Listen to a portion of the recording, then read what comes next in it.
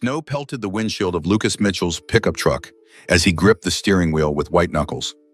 3 hours of driving through a Montana blizzard on Christmas night, and for what to find his boyfriend Brandon wrapped around another man under the mistletoe at his parents' Denver mansion. The image burned behind Lucas's eyes like a brand on cattle hide. Brandon's voice echoed in the howling wind outside. "Lucas is just an experiment. I'll marry a woman like my parents want." Lucas pulled into the parking lot of Copper Peak Steakhouse in Bozeman, his hands shaking not from the cold but from something deeper. At 32, he'd spent his entire life on the Mitchell Ranch in Gallatin Valley.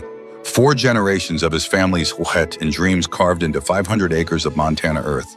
6 months ago, he'd finally found the courage to tell his parents the truth about who he was. His father, William, had looked him in the eye and said one word: disappointment. Then silence. Complete, devastating silence that stretched across weeks and months. His mother, Sarah, had slipped him notes, hidden phone calls, whispered reassurances when William wasn't around. But even her love felt fragile against the weight of generations of expectations. Continue the bloodline, marry a good woman, build the legacy. Lucas had thought Brandon might understand, a successful businessman from Denver who seemed sophisticated enough to bridge 2 worlds.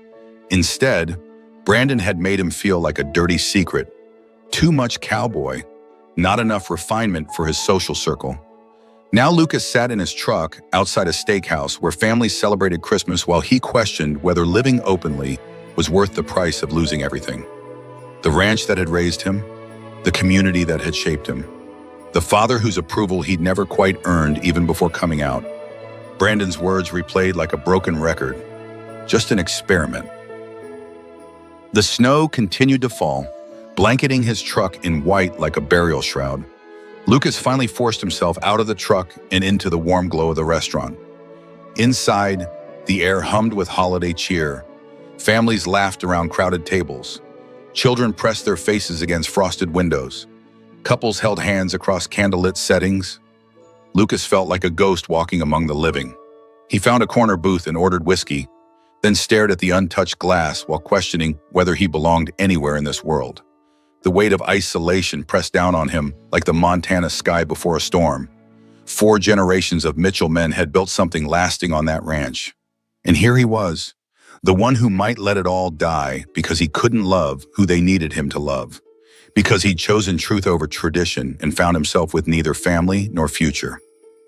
The whiskey sat untouched while Lucas wondered if this Christmas night would be his breaking point. Sometimes the darkest moments teach us that authenticity isn't about perfection. It's about the courage to remain true to yourself even when the world demands you become someone else. Subscribe to Heart Stories for more real journeys of love, loss, and finding your way home. The whiskey glass remained untouched for nearly an hour when a gentle voice broke through Lucas's spiral of despair. A young man with kind eyes and dark hair approached his table carrying a coffee pot instead of liquor. He wore the restaurant's standard uniform, but moved with a quiet confidence that suggested hidden depths. This was Mason Chen, and though Lucas didn't know it yet, Mason recognized the look of someone whose world had recently shattered. Mason had been watching the cowboy since he'd walked in, broad shoulders carrying invisible weight, eyes that held the particular devastation that comes from betrayal by someone you trusted. Mason knew that look intimately. 2 years ago, he'd worn it himself when his business partner David had destroyed everything Mason had built. The Golden Spoon restaurant in Denver had been Mason's dream, 5 years of 18-hour days, perfecting recipes his grandmother had taught him, blending Asian flavors with American comfort food. But David had done more than steal the business.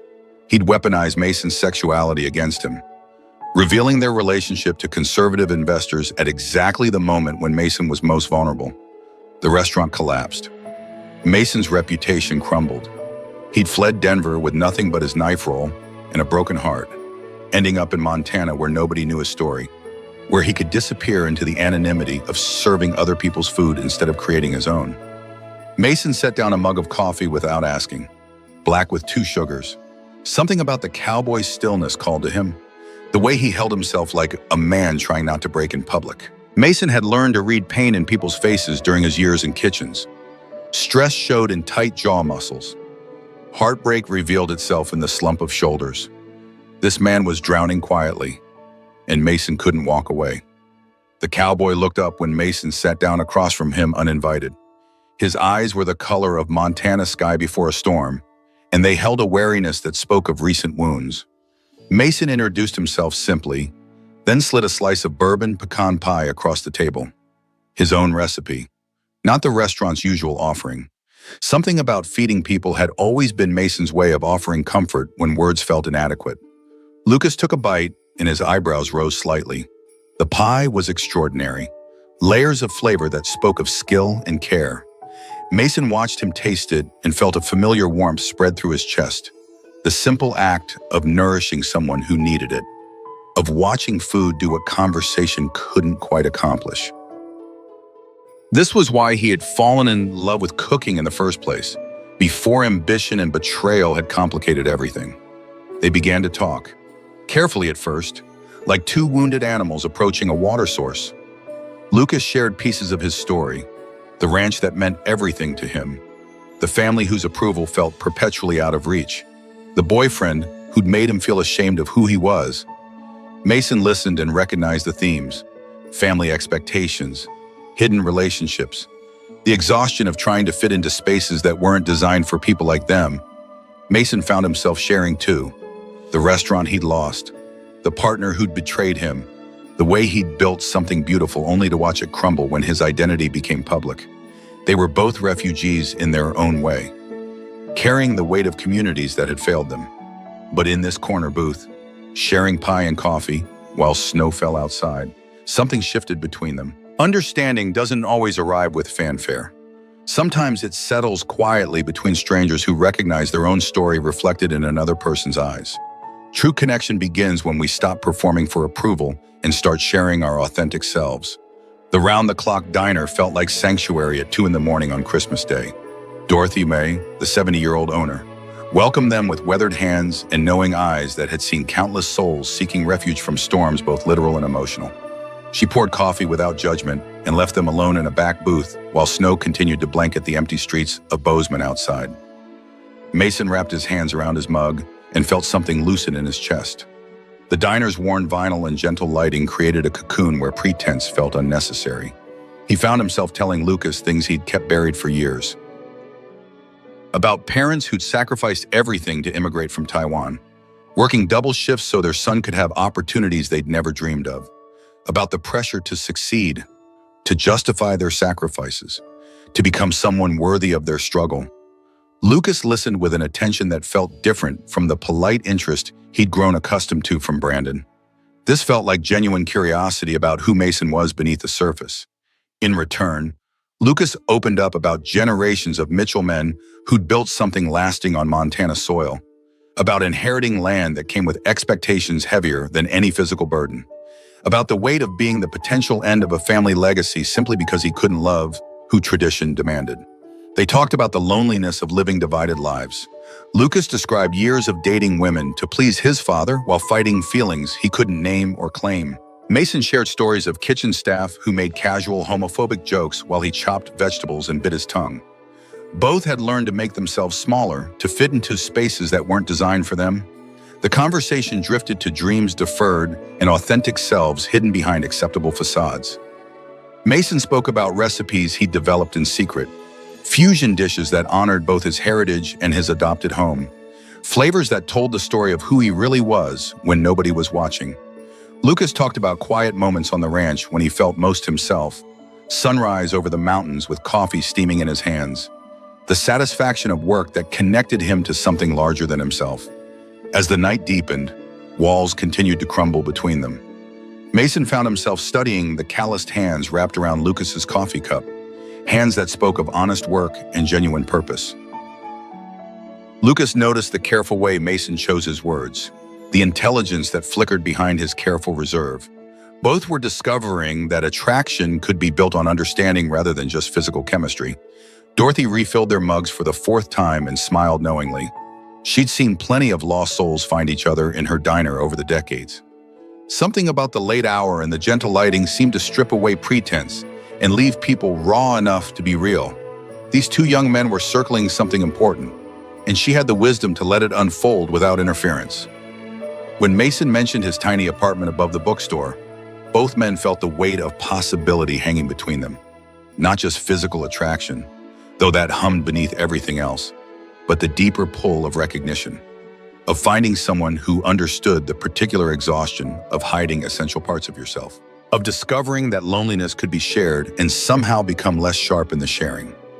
Lucas reached across the table and touched Mason's hand. The gesture was gentle, tentative, asking permission rather than demanding response.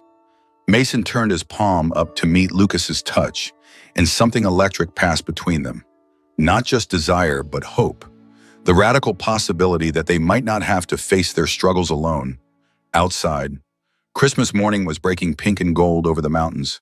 Inside the diner, two hearts that had been carrying too much weight alone began to imagine what it might feel like to share the load. Sometimes healing happens in the most ordinary places. When two people choose honesty over safety and find courage in unexpected connection. The Mitchell Ranch spread across Gallatin Valley like a promise kept across 4 generations. Lucas drove Mason through gates that had welcomed his great-grandfather home from World War II, past fences his grandfather had mended through decades of Montana winters. 500 acres of snow-covered meadows stretched toward mountains that seemed to touch heaven itself. Mason pressed his face to the truck window and felt his breath catch at the raw beauty of it all. The main house stood solid against the landscape, weathered wood and stone that had endured everything the mountains could throw at it. Smoke curled from the chimney while morning light painted the porch golden. Lucas's mother Sarah appeared in the doorway, wiping flour-covered hands on her apron. Her smile for Mason was genuine, warm enough to thaw the anxiety that had been building in his chest during the drive from town. But Lucas's father William was a different story entirely. He returned from a cattle auction that afternoon with ice in his eyes and disapproval carved into every line of his weathered face. The way he looked at Mason made it clear that this was not a welcome guest, but an unwanted complication. Dinner that evening passed with forced politeness, stretched thin over underlying tension that made Mason's chopsticks tremble against his plate. The next few days revealed the complexity of their situation.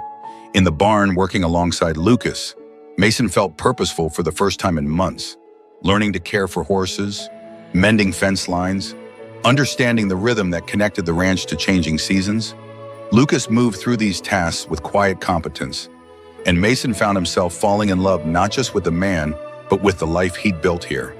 But the outside world proved less welcoming. Shopping for supplies in town brought stares that followed them down every aisle. At the feed store, neighboring ranchers made comments just loud enough to be heard, but quiet enough to maintain plausible deniability. Mason felt their eyes tracking his every movement, calculating his worth based on assumptions about who belonged in their community and who didn't. The pressure intensified when David Thompson from the local bank mentioned loan concerns during a casual conversation at the hardware store.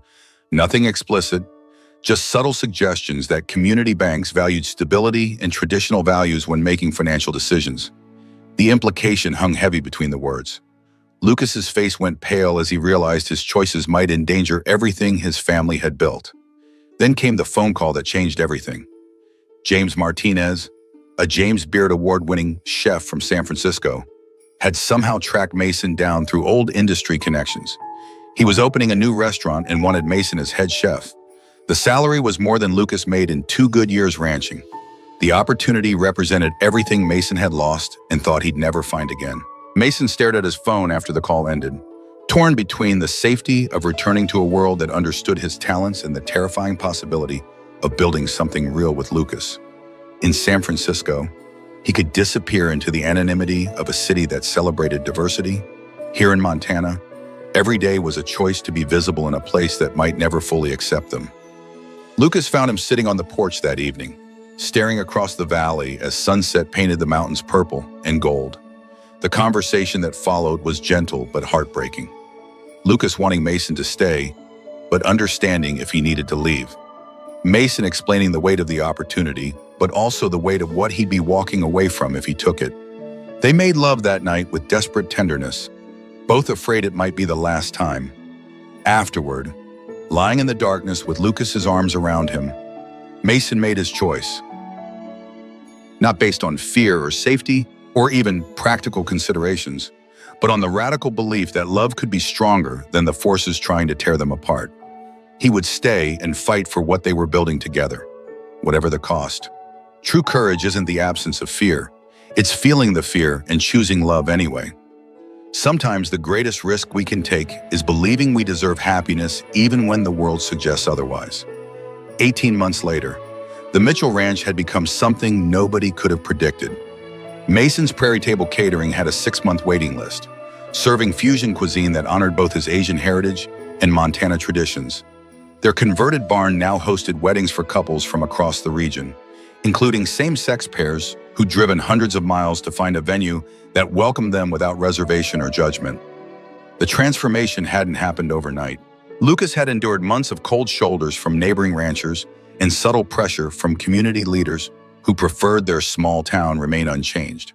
But Mason's cooking spoke a language everyone understood, and slowly, grudgingly, acceptance began to take root.